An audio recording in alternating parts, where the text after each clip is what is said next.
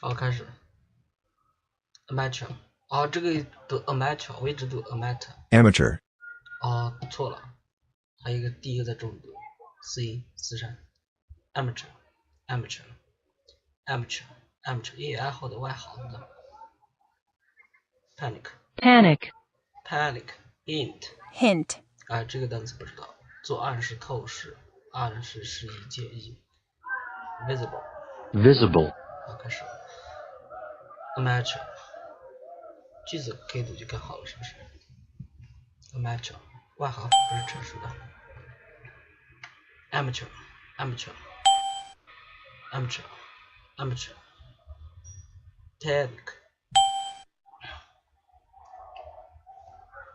panic hint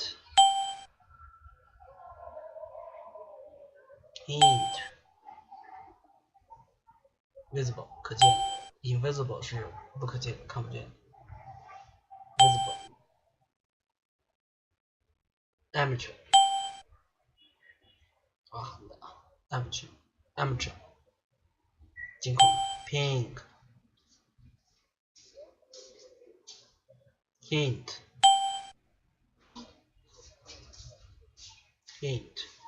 visible 看得见的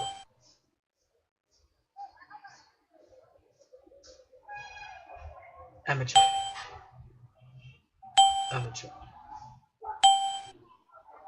pink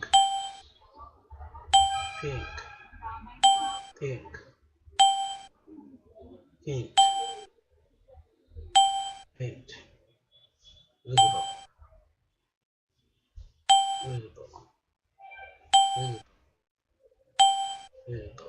看得见的。好，开始今天的阅读。看看昨天晚上的剧情，到底是谁谋杀了 Mr. Ackroyd？ 是仆人培根受到了警方的怀疑。本人作为领域赠送的匕首出现的是艾米的之外，养子 Rafi 被发现周围无归。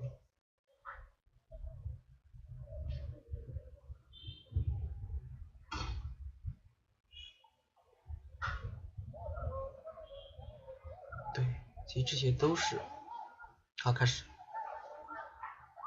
At the police station, we found Inspector Davis, the Chief Constable, Colonel Melrose, and Inspector Raglan.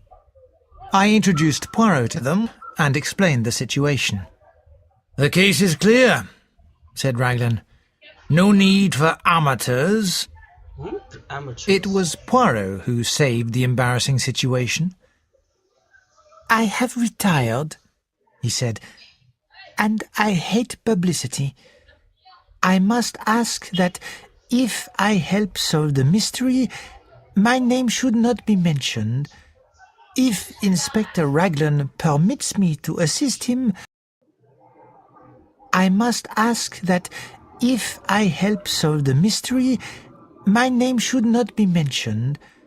If Inspector Raglan permits me to assist him, I will be honoured." Raglan was obviously pleased with this. "Well, well," said Colonel Melrose. "We must tell you the latest developments, Monsieur Poirot." "I thank you," said Poirot. "Dr. Shepherd said something about the butler being suspected?" "Nonsense," said Raglan. "These high-class servants get into such a panic with things like this that they act suspiciously for no reason at all." "The fingerprints?" I hinted. "Nothing like—" 这句话怎么理解？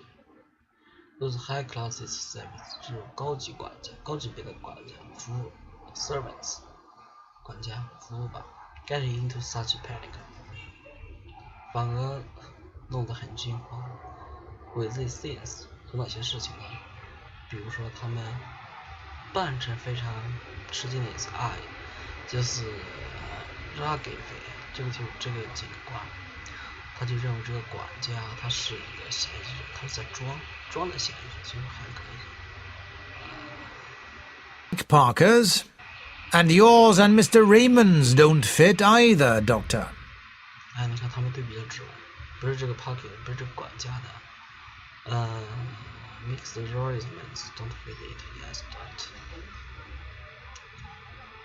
Mixed arrangements, 这个是 arrangements 是什么？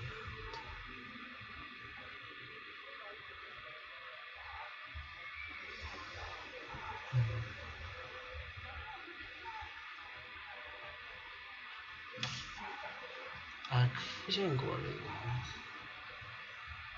这种，肯定是个警察。We had given our fingerprints to Davis last night. What about those of Captain Peyton? Asked Poirot. We're going to take that young gentleman's fingerprints as soon as we find him. What have you got against him? I asked. He went out just on 9 o'clock last night. He was seen near Fernley Park about 9:30, and he hasn't been seen since. He's believed to be in serious money difficulties. I've got a pair of his shoes here. He had 2 pairs, almost exactly the same. I'm going up now to compare them with those footprints. We all drove up to Fernley in the Colonel's car. Would you like to go with the inspector, Monsieur Poirot? Asked the Chief Constable. Or would you prefer to examine the study? Poirot chose the study, and Melrose took us in. The body had been taken away, but otherwise the room was exactly as it had been last night. The letter in the blue envelope, Doctor. Where was it when you left the room? Poirot asked. Mr. Ackroyd had put it down on this little table on his right. Poirot nodded. Colonel Melrose, would you sit down in this chair a minute? I thank you. Now, Monsieur le Docteur, will you point out the exact position of the dagger? I did so, whilst the little man stood in the doorway. So, the handle of the dagger was clearly visible from the door, then? Yes.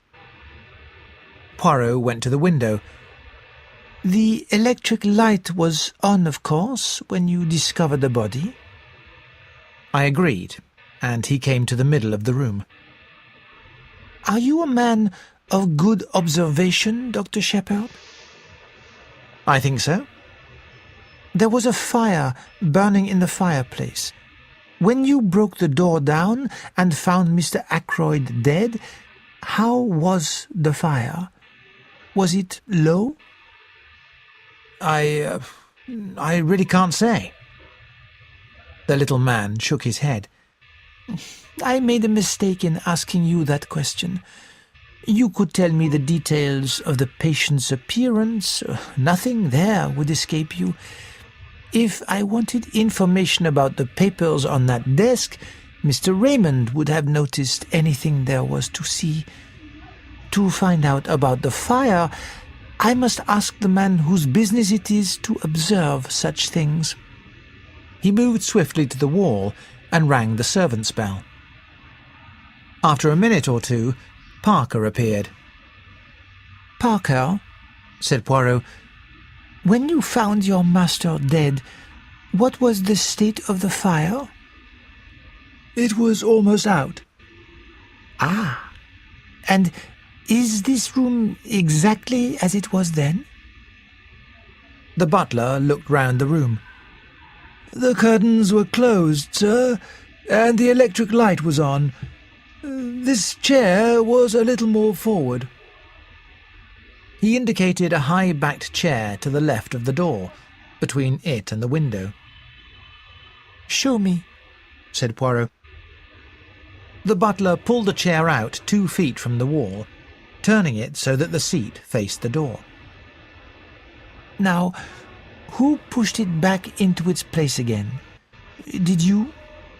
No, sir, said Parker. But it was back in position when I arrived with the police, sir. I am sure of that. Raymond or Blunt must have pushed it back, I suggested. Surely it isn't important.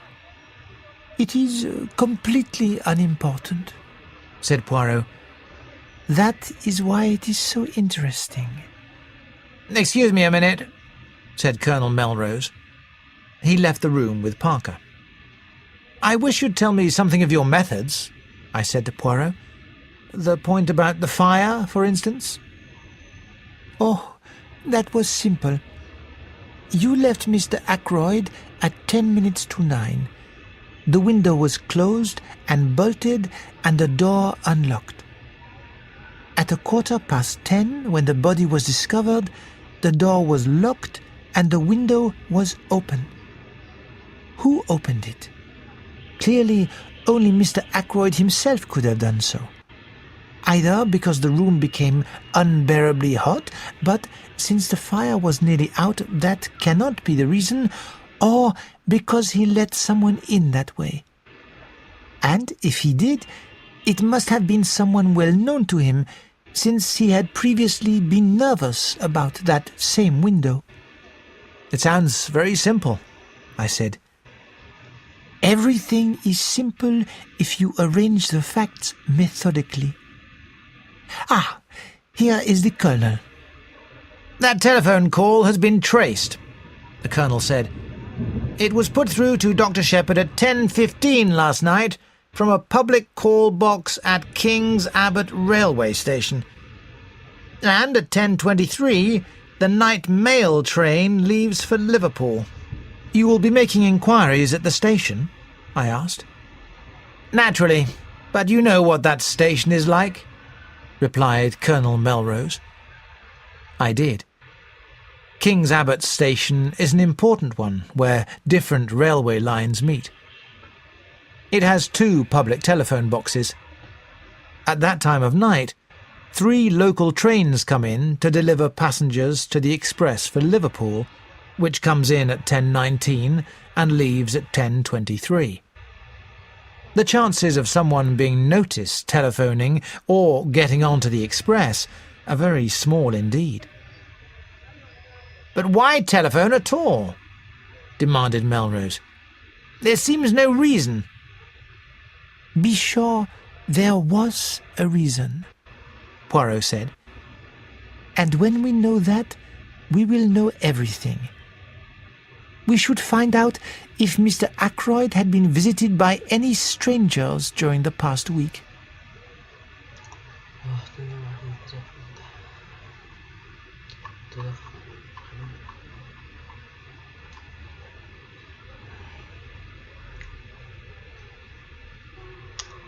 Those fingerprints was not taken.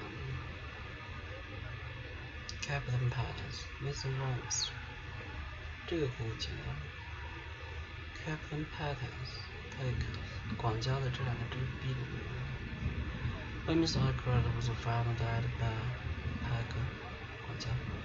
What was the state of the fire？ 快要灭了 ，was almost out. Where was the phone call put through to the depth room from the railway station? 前不对，这个是后备选项。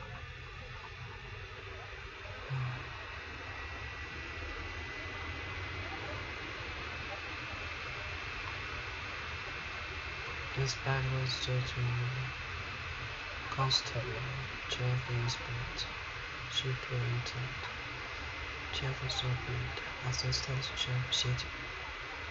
代替的是副院长的副警长吗 ？Chief 局长。